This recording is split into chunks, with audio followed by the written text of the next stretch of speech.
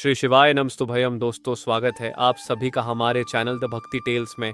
मित्रों, आइए जानते हैं रविवार व्रत की पौराणिक एवं प्रामाणिक कथा।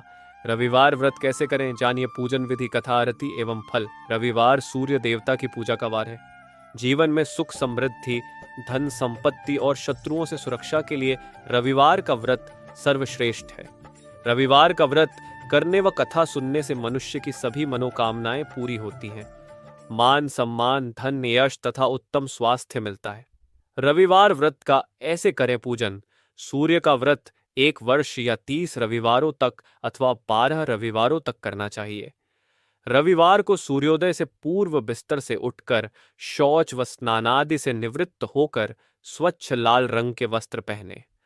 तत्पश्चात घर के ही किसी पवित्र स्थान पर भगवान सूर्य की स्वर्ण या पीतल से निर्मित मूर्ति या चित्र स्थापित करें।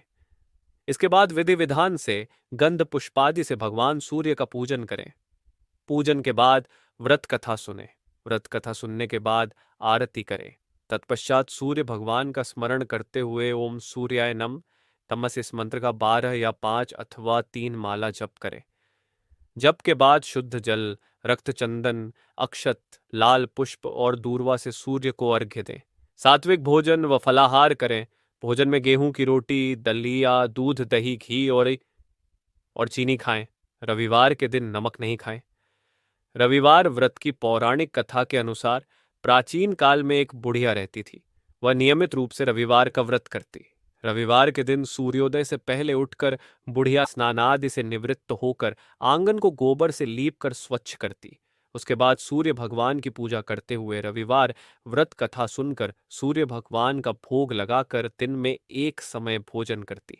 सूर्य भगवान की अनुकंपा से बुढ़िया को किसी प्रकार की चिंता एवं कष्ट नहीं था।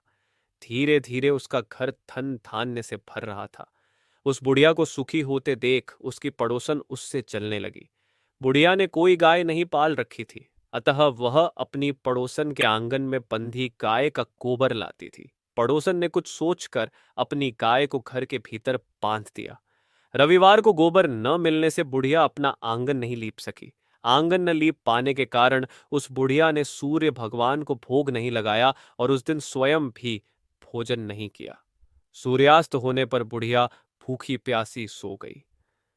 प्रातःकाल सूर्योदय से पूर्व उस बुढ़िया की आंख खुली तो वह अपने घर के आंगन में सुंदर गाय और बछड़े को देखकर हैरान हो गई। गाय को आंगन में बांधकर उसने जल्दी से उसे चारा लाकर खिलाया।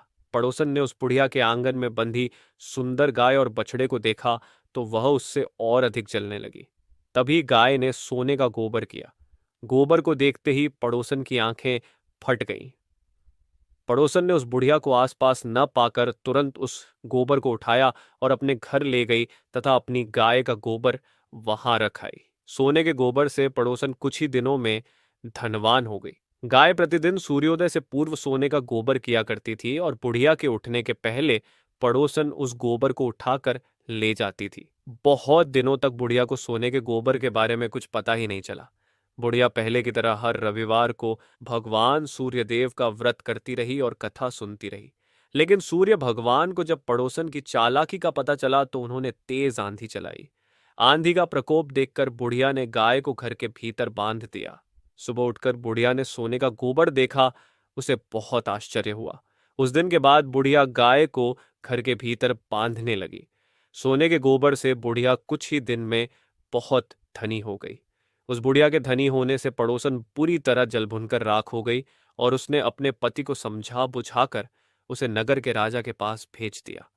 सुंदर गाय को देखकर राजा बहुत खुश हुआ।